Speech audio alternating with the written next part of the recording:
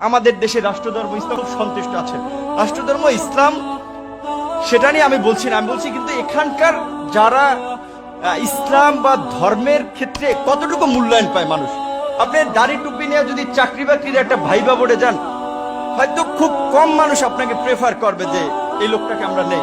Maximum লোকের একটা বিরূপ ধারণা যে হুজুরদের। তাহলে এই পরিবেশটা কেন তৈরি হলো?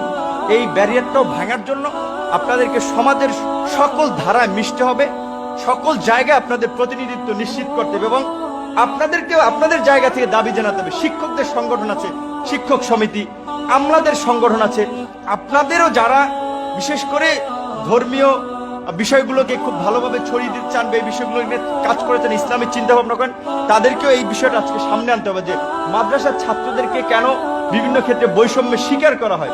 দাওরা হাদিসকে মাস্টার্সের সমমান দিছে, কিন্তু দাওরা হাদিসের মাস্টার্সের সার্টিফিকেট নিয়ে একটা ছেলে জেনারেল লাইনের ছেলের সাথে কি চাকরির প্রতিযোগিতায় কোথাও টিকবে? টিকবে না। কারণ সে তো বাংলা ইংলিশ যে প্যাটার্নে কোশ্চেন হয় সেটা তো সে পরে আসে নাই, ওইভাবে চর্চা করে আসে না।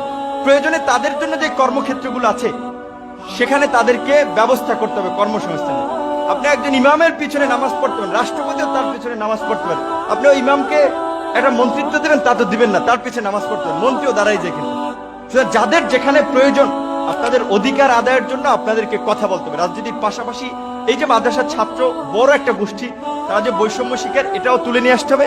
এবং আজকের এই আয়োজনের জন্য বা আমাকেও ছাত্রনেতা হিসেবে এখানে ইনভাইট করার জন্য আপনাদেরকে ধন্যবাদ জানাই। আসসালামু আলাইকুম।